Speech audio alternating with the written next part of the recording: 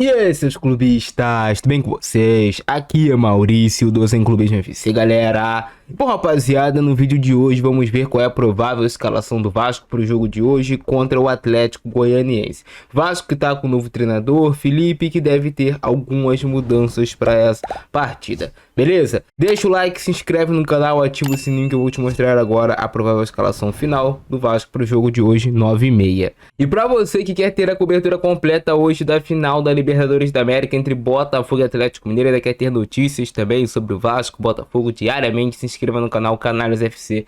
É o primeiro aqui na descrição do vídeo e no comentário fixado. Show? Bora pro vídeo. Então, galera, essa deve ser a provável escalação do time do Vasco para o jogo de hoje contra o Atlético Goianiense. Atlético Goianiense, último colocado, já rebaixado no Campeonato Brasileiro. É jogo para o Vasco voltar a vencer, fazer 3 pontos e ficar completamente tranquilo no campeonato, buscar pelo menos uma vaga na Sul-Americana. Jogo importantíssimo para a trajetória do Vasco no Campeonato Brasileiro.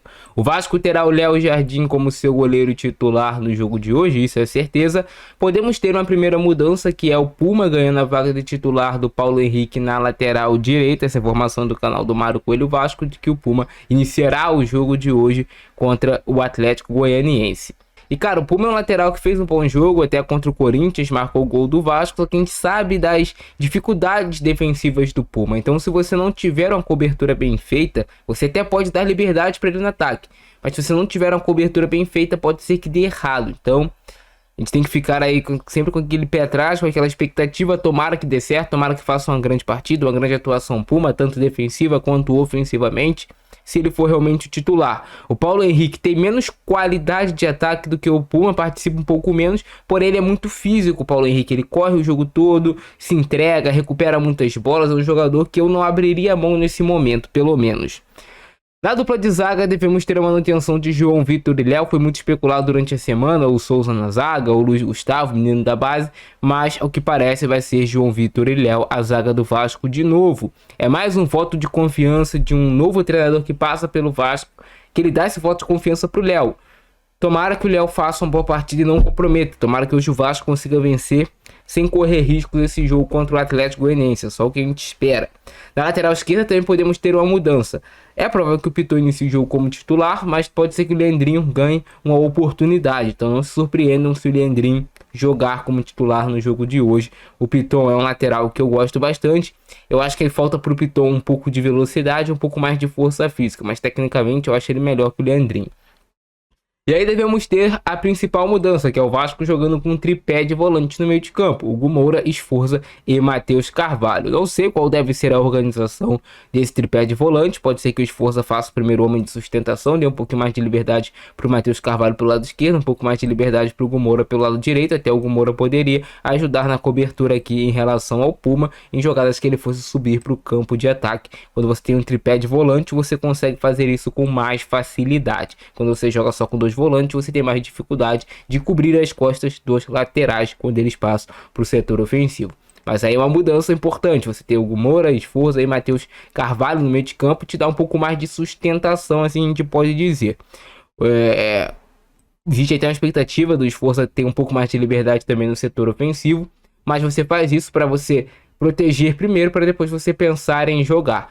Pode te dar um pouco mais de controle de jogo, você ter mais jogadores no meio de campo, até porque o Felipe Coutinho deve retornar ao time titular, aí você tem 4 caras para dialogar pelo meio. O problema é que com essa formação você vai precisar bastante do apoio dos laterais, porque você não vai ter pontos em si, você não vai ter pontos, então você precisa do apoio dos laterais ultrapassando o tempo todo.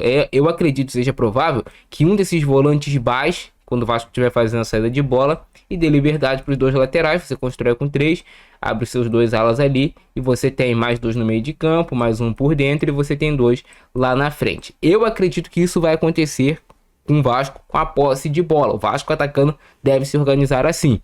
O Vasco defendendo aí vai se organizar daquela maneira que estava antes.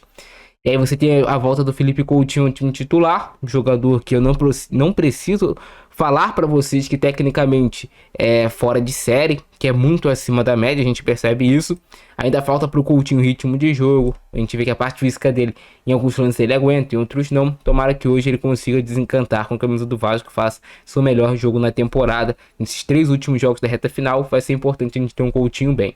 E aí no comando de ataque a gente deve ter o Verratti como nosso centroavante, junto com o Ryan, jogando ao lado dele, ou o Emerson Rodrigues. O Ryan traz um pouco mais de força, você tem um ataque mais forte, mais alto.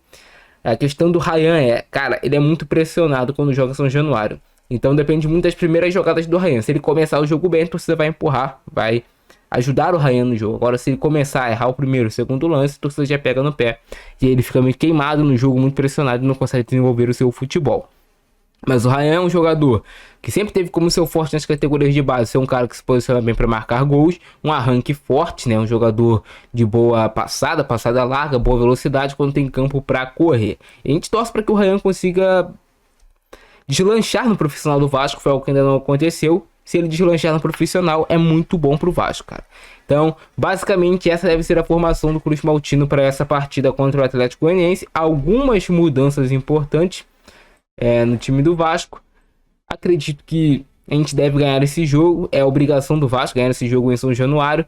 A gente vai ter depois mais uma final contra o Atlético Mineiro na quarta-feira e fecha no final de semana contra o Cuiabá o campeonato. O Vasco, se conseguir pelo menos 2 vitórias e um empate nesses jogos aí, pode ser que a gente termine aí conquistando a vaga na Sul-Americana. Agora, se a gente ganhar os 3, por que não sonhar aí com a vaga em pré-Libertadores? Beleza? Só se o vídeo de hoje, vocês curtiram, explode no like, se inscreve no canal, ativa o sininho. Abraço no Francesco, é nóis, fui. Comenta aqui embaixo se você faria alguma alteração ou não no time do Vasco. Show? Fui.